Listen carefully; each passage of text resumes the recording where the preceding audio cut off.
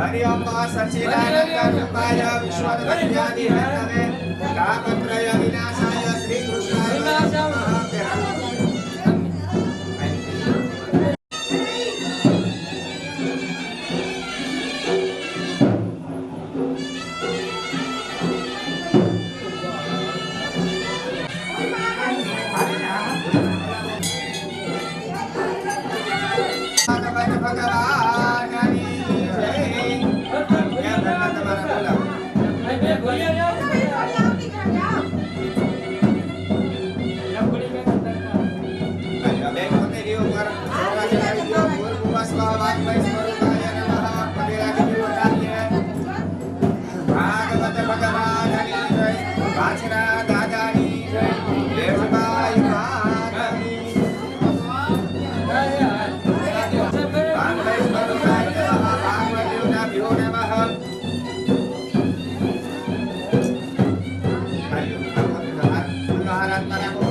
हरि ओम सच्चिदानंद रूपाय विश्वोत्पत्त्यादि Hathaway तापत्रय विनाशाय श्री कृष्णाय नमः।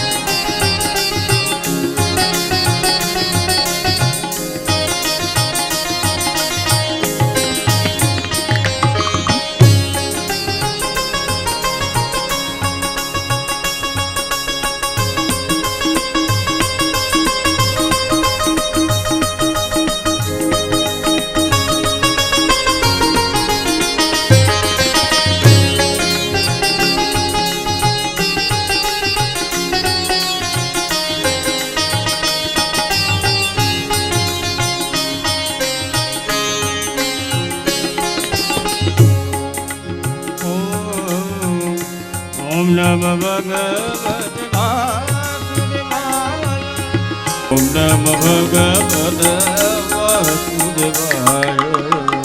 ઓમ નમો ભગવતે વાસુદેવાય. વાસુદેવાય હરિ વાસુદેવાય. વાસુદેવાય હરિ વાસુદેવાય.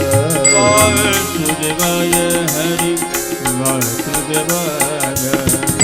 વાસુદેવાય હરિ વાસુદેવાય.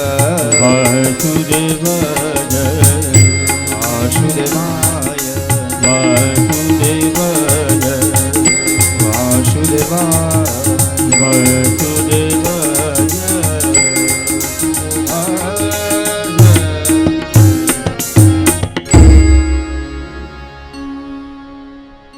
કસ્તુરી તિલકમ લલાટ પટલે વક્ષસ્થલે કૌસ્તુભમ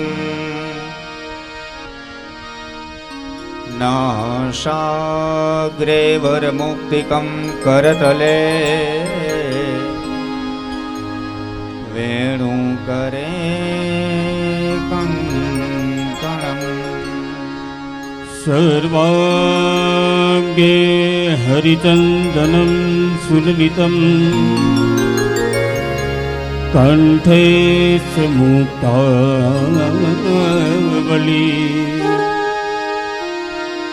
ગોપસ્ત્રી પરિવેષ્ટિતો વિજયિતા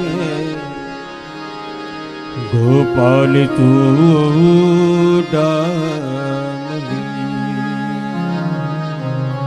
અસ્તિ સ્વસ્તરુણી કરાગ્રવિગલાત કલ્પાપ્રસૂનાસ્પ્લુતમ વસ્તુ પ્રસ્તુત વેણુનાદલહરી નિર્વાણ નિર્વ્યાકુલમ. શાસ્ત્ર શસ્ત્ર નિબદ્ધની વિવલસત ગોપી સહસ્રાવૃતમ યસ્તં યસ્તન તાપવર્ગમખિલો ગાનં કિશોરાકૃતિ.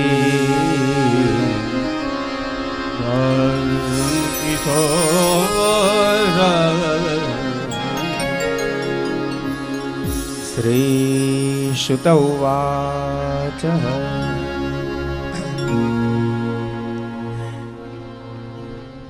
અયોધ્યાની બાજુમાં આવેલા પવિત્ર એવા નૈમિષારણ્ય વનની અંદર એક વખતના વિશે 88,000 ઋષિ બધા ભેગા થયા. દરરોજનો ક્રમ છે પોતાના નિયમ અનુસાર યજ્ઞ યાગાદિક કર્મ કરે. અનેક પ્રકારના યજ્ઞ કર્મ કરે છે, સદકર્મ કરે. પરંતુ એક વખતે ઋષિઓના મનની અંદર એવો પ્રશ્ન થયો કે જે આપણે યજ્ઞ કરીએ, સદકર્મ કરીએ છીએ, તો આ યજ્ઞનું, આ સદકર્મનું આપણને ફળ શું મળે? આપણે કોઈ વિધિ કરીએ, પૂજા કરીએ, યજ્ઞ કરીએ, વ્રત કરીએ, જપ કરીએ, તો પણ પહેલો પ્રશ્ન આપણા મનની અંદર એ આવે કે આપણે આ જે વિધિ વિધાન કાર્ય કરીએ તો આ કાર્યનું આપણને ફળ શું મળે? એમ આપણા ઋષિઓના મનમાં એ પ્રશ્ન થયો છે. વિચાર કર્યો કે યજ્ઞ દ્વારા સદકર્મથી આપણને સ્વર્ગ મળશે. જીવાત્મા સદકર્મ કરે ને એટલે સ્વર્ગની પ્રાપ્તિ થાય. પરંતુ વિચારે પણ આવ્યો કે સ્વર્ગમાં તો ત્યાં સુધી જ રહેવા મળશે કે જ્યાં સુધીને આપણી પાસે પુણ્ય છે. જેવું માણસનું પુણ્ય આપણું પરિપૂર્ણ થાય એટલે ફરી પાછો આપણે પૃથ્વી ઉપર જન્મ લેવો પડે. ઋષિઓ વિચારે છે કે જ્યારે આપણે પૃથ્વી પર જન્મ લેશું ત્યારે કલયુગનો સમય ચાલુ હશે. એ કલયુગના પ્રભાવના લીધે કોઈ વ્યક્તિ ભગવાનની ભક્તિ નહીં કરી શકે, કોઈ સદકર્મ નહીં કરી શકે, કોઈથી વ્રત નહીં થાય, જપ નહીં થાય. કારણ કે કલયુગનો એટલો પ્રભાવ હશે. કલયુગની અંદર ભગવાન પરમાત્માની ભક્તિ કરવી, કથાઓ કરવા, સત્સંગ કરવા અતિ દુર્લભ છે. દુર્લભ એટલે કે ભગવાનની કથાઓ થઈ નથી શકતી.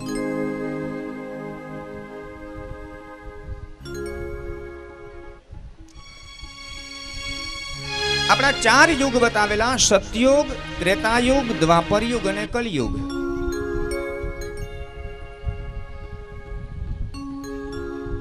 તો આ 4 યુગમાંથી સૌથી ઉત્તમ અને શ્રેષ્ઠ યુગ કયો? કોઈ આપણને પૂછે કે સૌથી સારો ને ઉત્તમ યુગ કયો છે, તો સૌથી શ્રેષ્ઠ અને ઉત્તમ કયો યુગ કહેવામાં આવે? સતયુગને બધા કરતા શ્રેષ્ઠ કહ્યો, ઉત્તમ કહ્યો છે? તો કે ના. તો આપણને કોઈ પૂછે કે આ 4 યુગ છે, સતયુગ છે, ત્રેતાયુગ છે, દ્વાપરયુગ અને કલયુગ છે, આ 4 યુગમાંથી તમારી દ્રષ્ટિએ સારામાં સારો યુગ કયો કહેવાય? આપણને કોઈ પૂછે તો આપણે કયા યુગને સૌથી ઉત્તમ અને શ્રેષ્ઠ કહીએ? લગભગ બધા માણસો એમ કે મહારાજ એ તો સતયુગ છે, એ જ સારો કહેવાય ને.